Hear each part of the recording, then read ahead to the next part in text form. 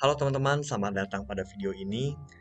Pada kesempatan kali ini, saya dan ditemani teman saya akan menganalisis algoritma mengenai Warshall.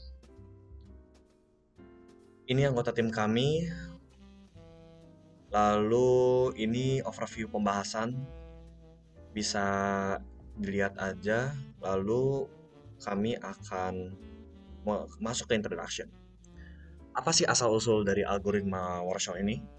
Nah, algoritma Warshall awal-awal diciptakan oleh Robert Floyd pada tahun 1962. Lalu pada tahun yang sama, Stephen Warshall memperbaiki algoritma tersebut. Algoritma Warshall ini menjadi solusi elegan untuk mencari jalur terpendek pada semua pasang simpul pada sebuah graf. Teorinya dari algoritma Warshall ini didasarkan pada konsep pemrograman dinamis. Untuk yang belum tahu pemrograman dinamis itu apa, jadi pendekatan pemrograman dinamis ini tuh pendekatan yang langkah-langkahnya tuh berdasarkan iterasi. Nah, jadi iterasinya ada banyak.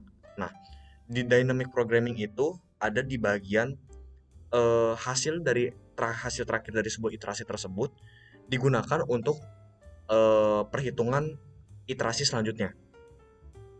Jadi algoritma ini optimal karena tidak perlu mengulangi perhitungan yang tidak perlu karena dynamic programming tadi. Lalu mencari penutupan transitif dari graf pada adjacency matrix. Nah, ini basic knowledge yang perlu diketahui sebelum mendalami analisis kami. Jadi pada basic knowledge ini alangkah baiknya mengerti, paham betul mengenai 5 hal ini ya. Jadi yang pertama, yang paling jelas graf, karena emang algoritma ini tuh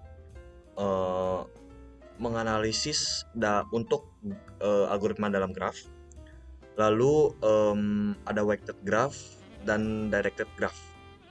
Nah, yang pertama graf itu tentunya merupakan pola atau suatu kumpulan titik-titik atau node yang saling tersambung satu sama lain.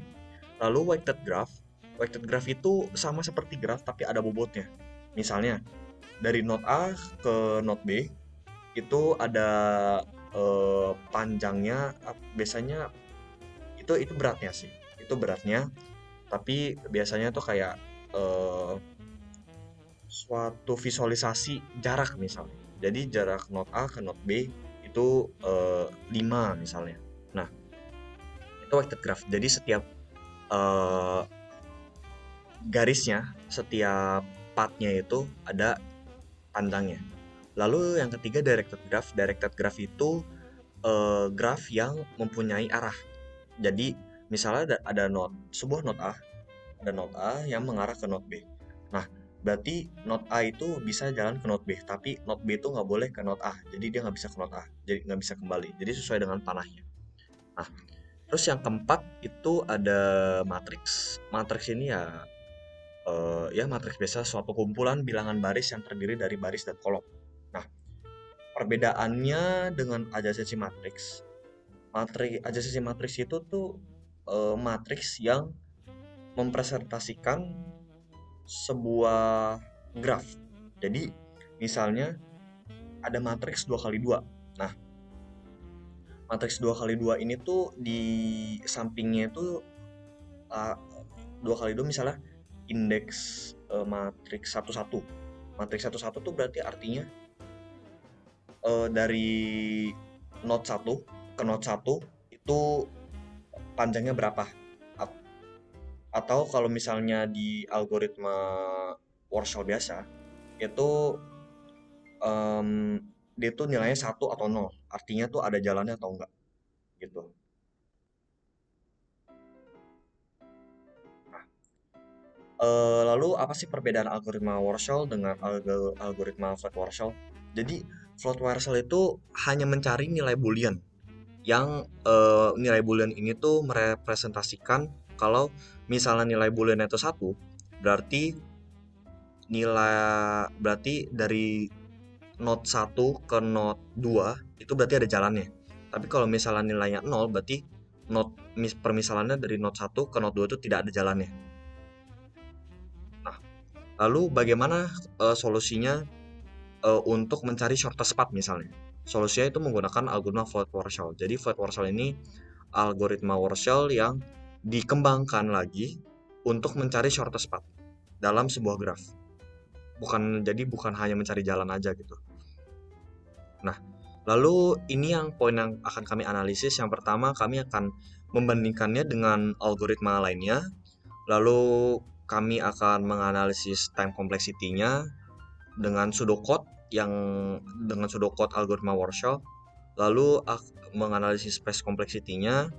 Yang keempat, implementasinya dalam dunia nyata. Jadi algoritma Warshall ini tuh udah diterapin di mana aja nih di dunia nyata ini. Misalnya dalam networking atau mungkin mencari jalur terpendek dalam maps gitu misalnya. Lalu ada yang kelima tuh bentuknya dalam penelitian. Jadi algoritma Warshall ini diterapin di sebuah penelitian. Kenapa menggunakan algoritma Warshall? Jadi algoritma Warshall ini tuh algoritma yang dinilai paling optimal dibanding algoritma lainnya. Lalu terdapat banyak algoritma yang mencari shortest path, tapi Warshall ini yang merupakan yang paling optimal. Oke. Jadi ini time complexity-nya itu dari algoritma Warshall ini ON pangkat 3. Kenapa ON pangkat 3? Karena algoritma Warshall ini tuh untuk membuatnya itu membutuhkan nested for loops sebanyak 3. Jadi di dalam for loops ada for loops lagi, lalu di dalam for loops tadi itu ada for loops lagi, jadi ada 3. Nah, itulah kenapa ON pangkat 3. Lalu untuk space complexity-nya, karena Floyd-Warshall ini tuh biasanya direpresentasikan dengan matriks n kali n, jadi untuk space complexity-nya itu n kuadrat. Berikut adalah implementation dari Warshall algorithm. Yang pertama itu adalah pemodelan dalam jaringan, terus ada analisis jalur komunikasi, aplikasi dalam pencarian penutupan transitif, aplikasi dalam optimisasi jalur kemacetan, jarak terpendek antar lokasi pengiriman barang, dan juga lainnya. Form on research.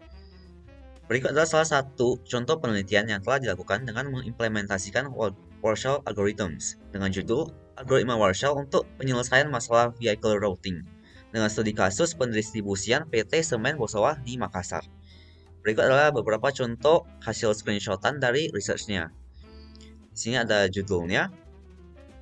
Ini adalah graf yang dianalisis pada penelitian tersebut.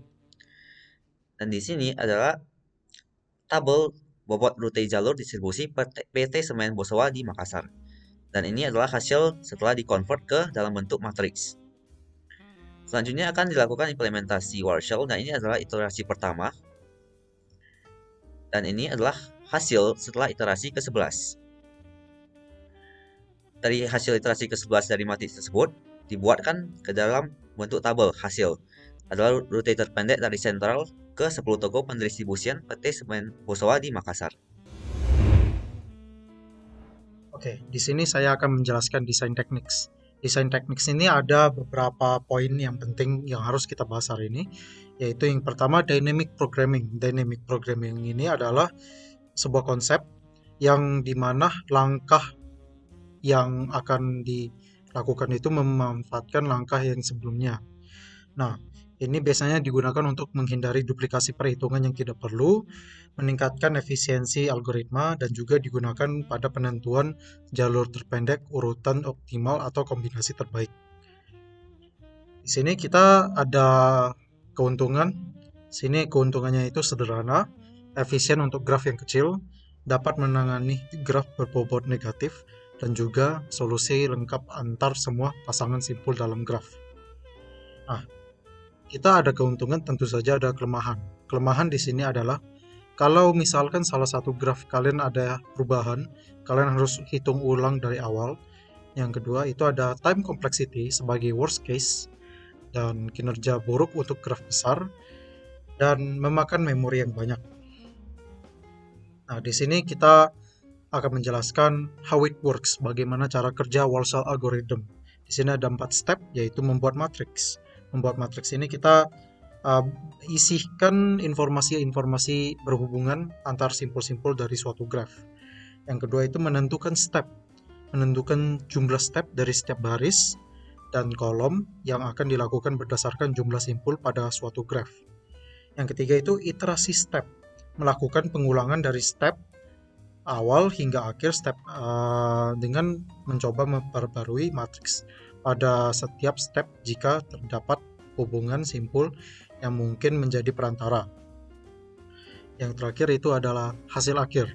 Hasil akhir berupa matriks yang berisikan panjang jalur terpendek antara semua pasangan simpul dalam suatu graf. Nah, di sini kita ada contoh tentang Warshall algorithm dan Floyd-Warshall algorithm. Teman saya akan menjelaskan perbedaan antara Warshall algorithm dan Floyd-Warshall algorithm.